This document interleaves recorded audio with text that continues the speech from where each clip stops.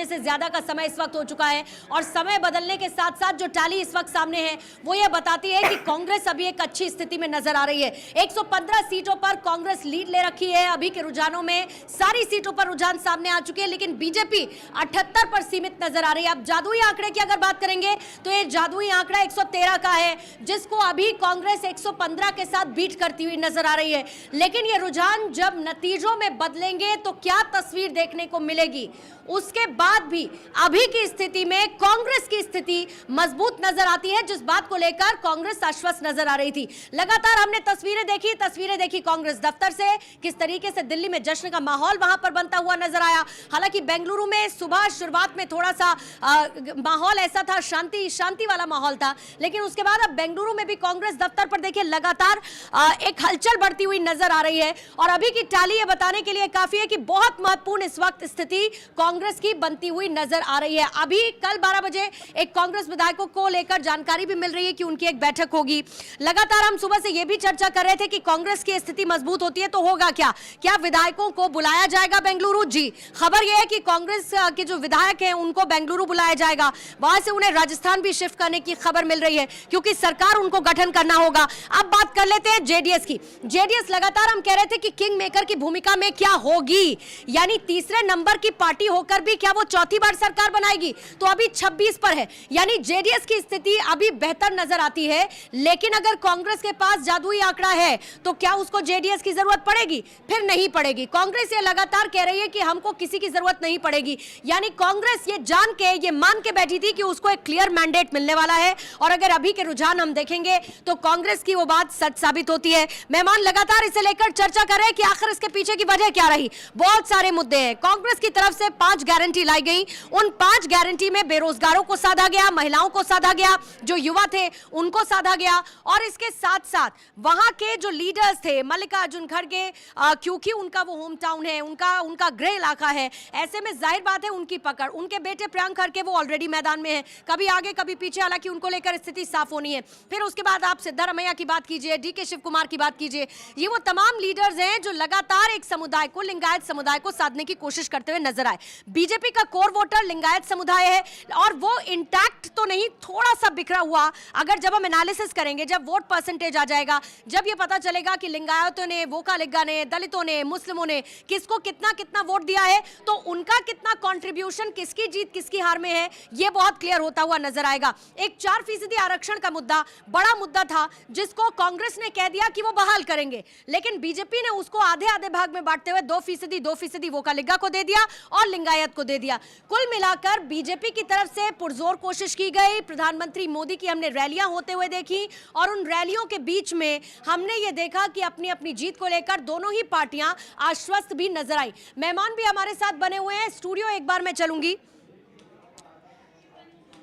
Studio जाने से पहले, क्योंकि देखिए अभी थोड़ी देर पहले मैं जैसे जेडीएस का जिक्र कर रही थी तो हल्के फुल्के अंदाज में शिखा भी मेरे साथ आ चुकी है। शिखा, जेडीएस कांग्रेस के साथ जाए ना जाए, आप मेरे साथ तो आ ही जाइए ताकि खबरों के इस सिलसिले को हम आगे बढ़ा सकें। जी बिल्कुल, और देखिए 115 कांग्रेस के खाते में ये जाती हुई सीटें नजर आ रही हैं, 78 बीजेपी के खाते में, लेकिन जेडीएस का रोल यहाँ बहुत जरूरी हो जाता है। अगर कांग्रेस 110 पर से बढ़ती है, हालांकि ये जो आंकड़े हैं वो सिर्फ रुझान बात रही हैं, लेकिन अगर 110 से नीचे होती है तो फिर जेडीएस का रोल यहाँ पर पूर्णिमा बहुत अहम हो जाएगा। और इसी बात का जिक्र लगातार हम अपने मेहमानों के साथ भी कर रहे थे।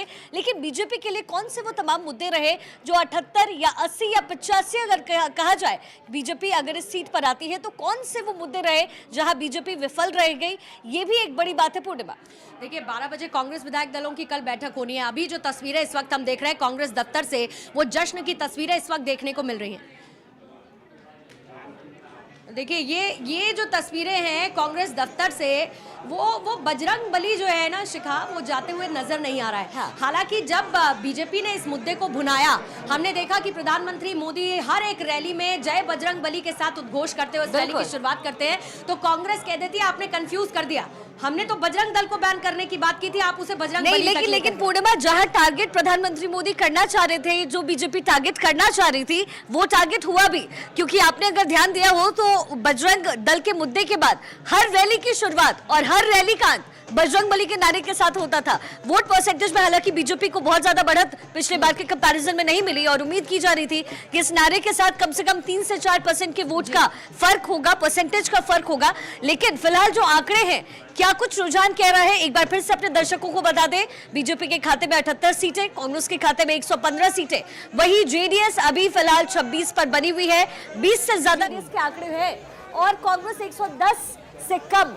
तो फिर यहाँ पर जेडीएस का रोल प्ले बहुत बढ़ जाता है। पूर्णिमा, जेडीएस का रोल प्ले बढ़ जाता है और जेडीएस की तरफ से शिखा ये बहुत क्लियर कर दिया गया है कि इस बार हम उनके साथ ही जाएंगे जो हमारी शर्तों के हिसाब से हमें अपनाएंगे। क्योंकि देखिए, जेडीएस ऐसे ही किंग मेकर की भूमिका में नहीं रहता है। मैंने ये क्या कहा कि तीसरे नंबर की पार्टी बनकर भी क्या चौथी बार जेडीएस सरकार बनाएगी, और उसकी जरूरत पड़ने के लिहाज से, क्योंकि हम लगातार देख रहे थे जेडीएस के आंकड़े कभी 18 से नीचे भी जा रहे थे। अभी अगर आप देखेंगे तो 25 के आसपास। ये देखिए विधानसभा की तस्वीर 224 सीटों की कैसी नजर आएगी, जब बीजेपी 78, कांग्रेस 115, 26 पर जेडीएस, अन्य के पास 5। और जाहिर बात है कि कांग्रेस के लिए ये बड़ी खुशी की लहर है। हम लगातार दक्षिण की राजनीति की बात करते हैं, दक्षिण की राजनीति के अलग मुद्दे। विधानसभा में शिखा एक बात देखी होगी आपने कि जब जब विधानसभा के चुनाव होते हैं तो वहां पर राष्ट्रीय मुद्दे उत्तर की राजनीति में ज्यादा हावी नजर आते हैं। लेकिन कर्नाटक के इन चुनाव और अभी तक आए रुझानों को देखकर ऐसा लगता है कि वहां के लोकल मुद्दे और लोकल लीडर्स की लोकल लोगों तक पहुंच। अब क्योंकि आपने थोड़ी देर पहले अभी जिक्र किया था जेडीएस का, बजरंगबली का हम जिक्र कर रहे थे। कहा यह जा रहा है बजरंगबली का बैन, उसके बाद दलित वोटर्स का एक बड़ा खेप जो है वो कांग्रेस के साथ जाती हुई नजर आई। यानी कि एक मुस्लिम आरक्षण कार्ड मुस्लिम वोटर्स मिले, दलितों का मिला, फिर उसके बाद युवाओं को, बेरोजगारों को, महिलाओं को आपने उन 5 गारंटी के साथ ही अपने पाले में ले लिया, जिसका मुझे लगता है कि ये रिजल्ट 115 सीटों के साथ रुझानों के तौर पर अभी देखने को मिल रहा है।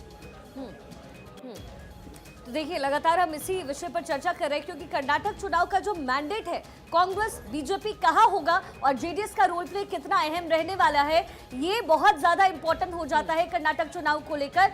लगातार हमारे साथ गेस्ट का पैनल भी जुड़ा हुआ है, साथ ही मेरे वरिष्ठ सहयोगी अजय कुमार लगातार बने हुए हैं। अजय जी, जिस तरीके से हम आंकड़ों का जिक्र कर रहे थे, हम जेडीएस के रोल प्ले का जिक्र कर रहे थे, हालांकि फिलहाल जो रुझान मिल रहे हैं उस हिसाब से कांग्रेस को पूरा मैंडेट जाता हुआ नजर आ रहा है। आपके हिसाब से सबसे अहम मुद्दा क्या कुछ रहा?